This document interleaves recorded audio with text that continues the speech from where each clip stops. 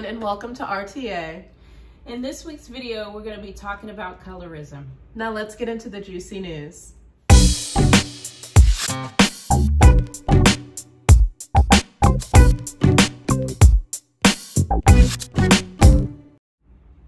All right, ladies and gentlemen, so here lately, there has been a continuous increase in phone call charges as it pertains to prisoners connecting with their family members. So every time prisoners make calls to family or friends, there is fees associated with that, and those fees are increasing drastically. And so there has been a protest against that.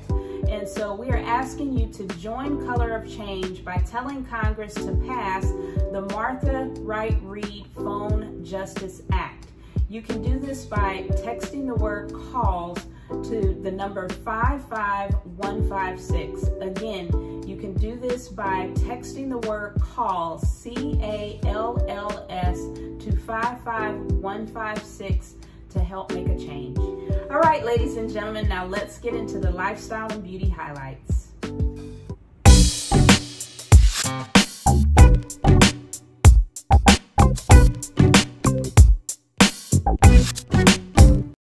Welcome back to Lifestyle and Beauty Highlights. I am your host, Amaya.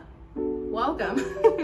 Today we are going to be talking about inclusivity, especially when it comes to makeup brands. Now, 4 of my favorite makeup brands are Maybelline, Estee Lauder, Fenty Beauty, and Anastasia Beverly Hills.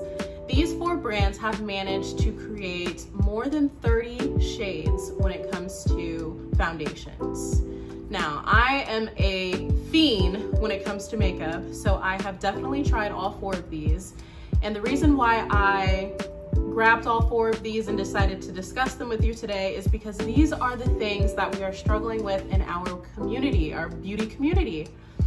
There aren't a lot of inclusivity, meaning different shades for different skin types and different skin colors. So let's start with Maybelline. Maybelline has 40 shades to offer. That is a lot. Thank you, Maybelline, for thinking about us. Estee Lauder offers 42 shades, and Fenty Beauty also offers 40 shades. So I think her and Maybelline are kind of head to head. Now, Anastasia Beverly Hills hit all of us, slapped all of us in the face, and gave us 50. Thank you, Anastasia. We appreciate you. I think that it's very important for beauty brands and makeup brands to offer these different types of shades for different skin tones. Today's topic, we are discussing colorism, which is a serious issue within our society. And I think that these brands are kind of breaking that scale and really helping the community out when it comes to figuring out what color our skin needs to be when it comes to makeup. So I hope you guys enjoyed this. I hope you guys try these 4 brands out. Let me know down in the comments below if you have already tried these brands. I personally am wearing Maybelline. Maybe it's Maybelline. Maybelline Fit Me. And I'm loving it. I'm loving it. So let's go ahead and get into today's topic.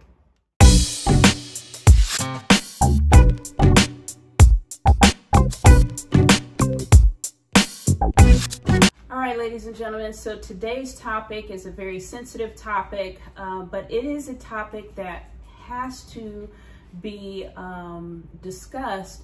And even though I'm about to reveal to you some really ugly truths, the only way we're going to be able to heal this is by getting to the root of the problem, facing these ugly truths, and then coming up with solutions as we move forward in unity.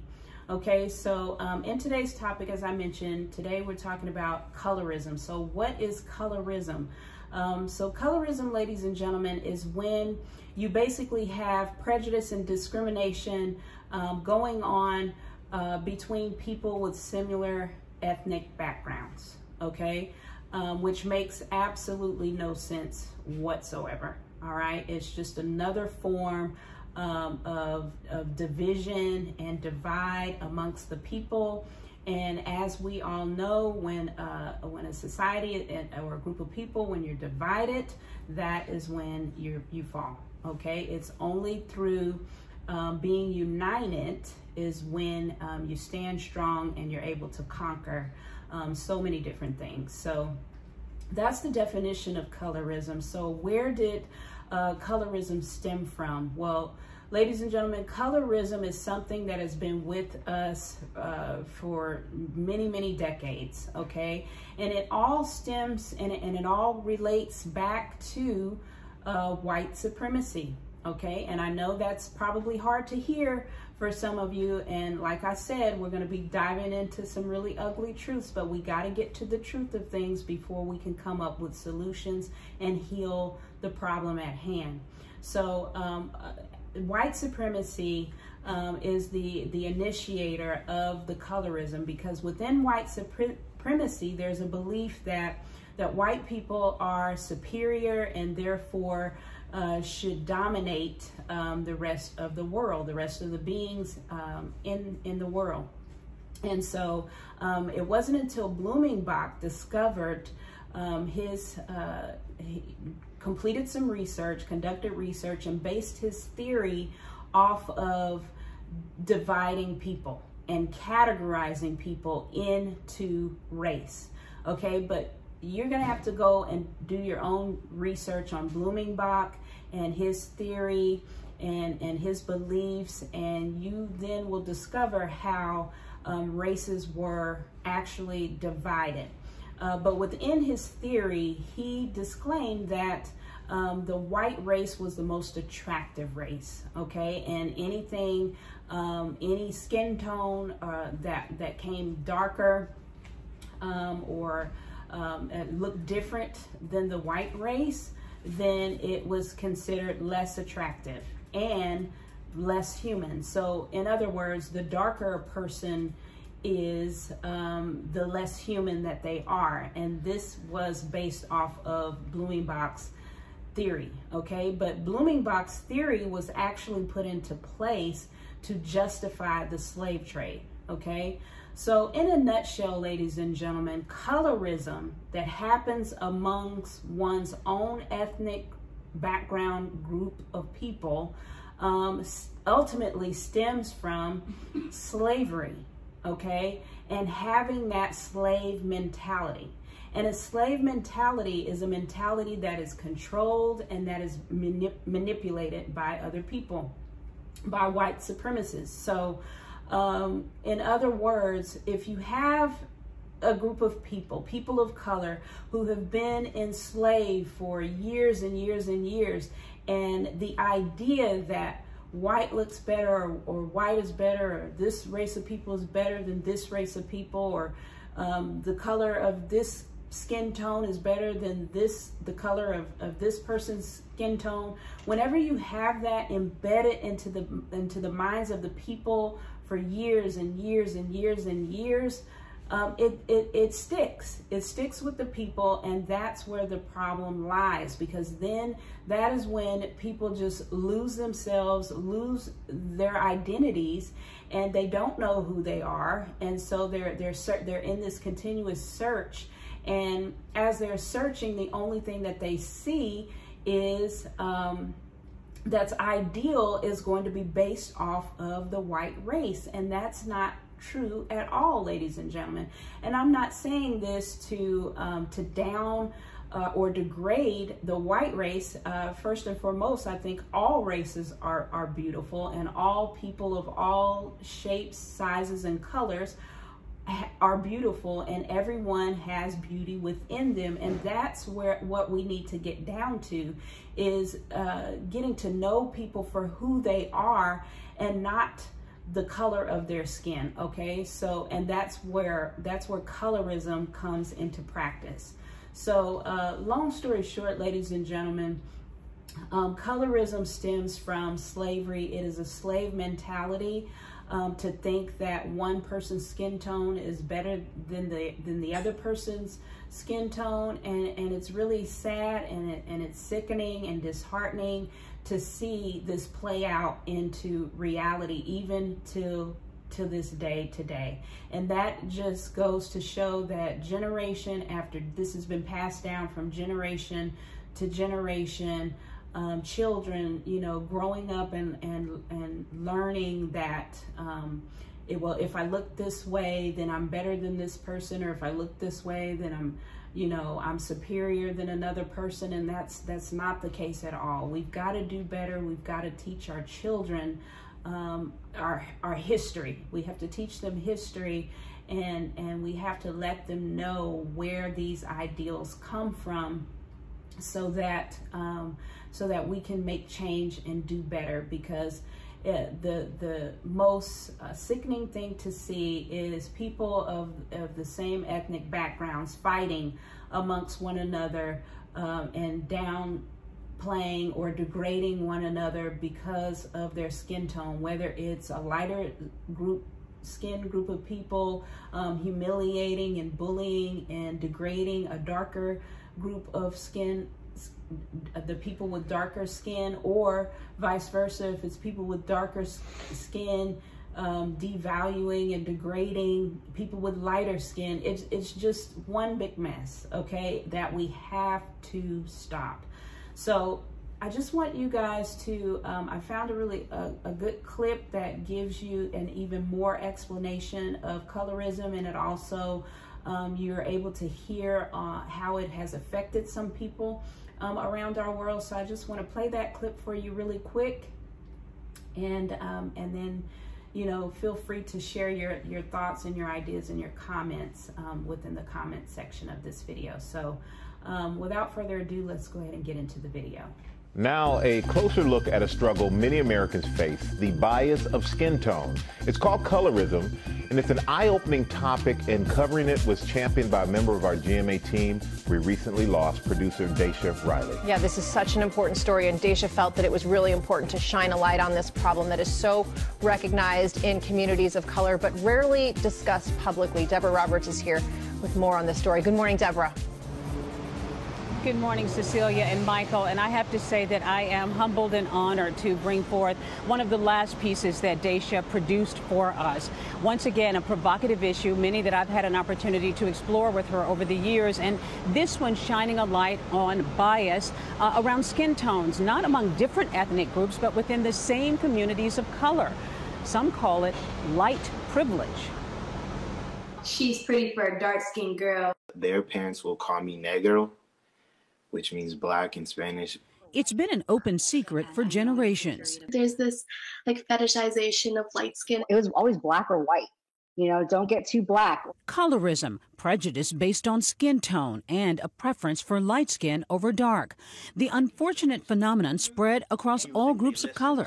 Within Asian Americans, this model minority mindset to distance yourself from other people of color by like positing yourself as like the most like hardworking and law-abiding minority in this country, in a way, in order to kind of like gain favor with white people. Dr. Joy DeGruy, who studies racial trauma, says colorism is rooted in proximity to whiteness. The whole notion that white is the best, the correct, the most intelligent, the most right about everything.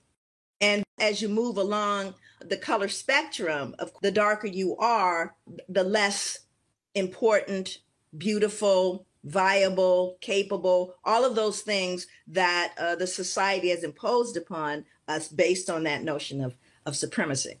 Its impact woven into American society and can affect every aspect of life. Take a look at the differences in wages for a dark-skinned African-American, a brown-skinned, and a light-skinned African-American. The study showing hourly wages among blacks literally rising as skin tone lightens. Lighter-skinned minorities viewed as more intelligent by employers, even with identical education as their darker-skinned counterparts. Experts say these examples of colorism have long-lasting effects of both mental and physical trauma. The anti-Blackness started with this whole idea that the darker you are, the less human you are. And so everyone's distancing themselves from that. I think multi-generational trauma is evident. I hated the way I looked. I just wanted to like scratch the dark skin out of my face. One time I was in the bathtub and I wanted to stay in longer so my skin color could get lighter. I just thought that's how it worked.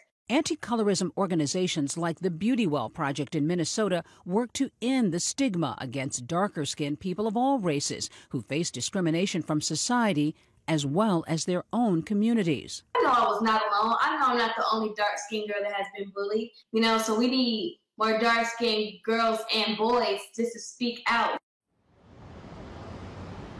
Colorism sparking a lot of conversations lately, even highlighted in a best-selling novel, The Vanishing Half. Here are some statistics that Daisha was able to uncover.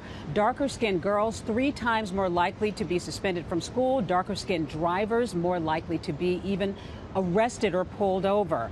A big problem that we obviously need to do a lot of work on. Cecilia? It is, Deb. Thank you. And we're going to start right now by talking about it. That's the first step. So let's bring in Amira Adway from the Beauty Well Project in Minnesota, an organization that empowers people to embrace their identity and culture. Amira, good morning to you. Thank you so much for being here to talk about, as we say, this really important topic. This is something that exists for Latinos. This is something that exists for Asian Americans, African Americans, so many groups of color. What can we do to combat this? Good morning. Thanks for having me.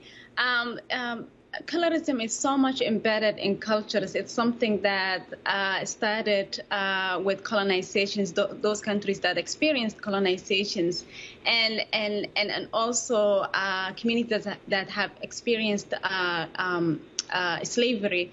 And so it's deeply rooted in cultures. We have to teach people their identities. We have to teach people their history. We need to redefine beauty standards because that is a huge issue that impacts these communities. We need to empower and uplift communities of color.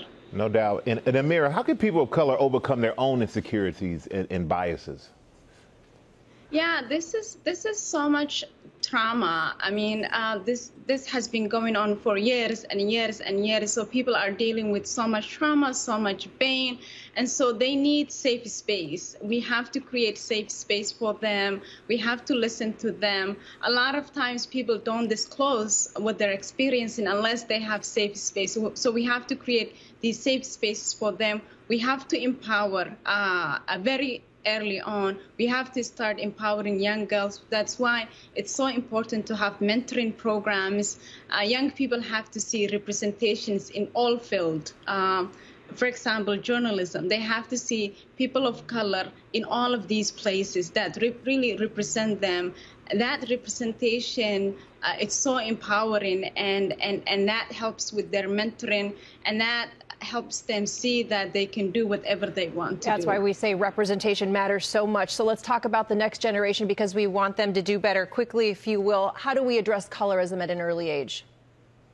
Yeah, early age, during early childhood, it's so important to intervene. And that is when we really need to reform school curriculums. We need to include young kids in the school curriculum. All right, ladies and gentlemen, so I hope that video was able to give you lots of insight about colorism and ways to defeat it. But ultimately, ladies and gentlemen, we are all one race, and that is the human race, okay?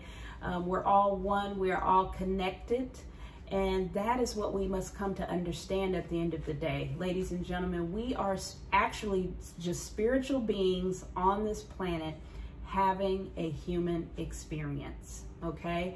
And once we come to know that truth, once you come to know that truth, the better life will be. Because as we all know, as cliche as this may sound, but it's real, it's a real quote, and that is, together we stand, divided we fall. And colorism is just another form of division. It's another way to divide the people, to keep them fighting amongst one another. And as we all know, Nothing good can happen when you have everyone fighting and at war with each other. So let's stand together, appreciate people for who they truly are, and the better our world will become because of it, okay, as a result of it.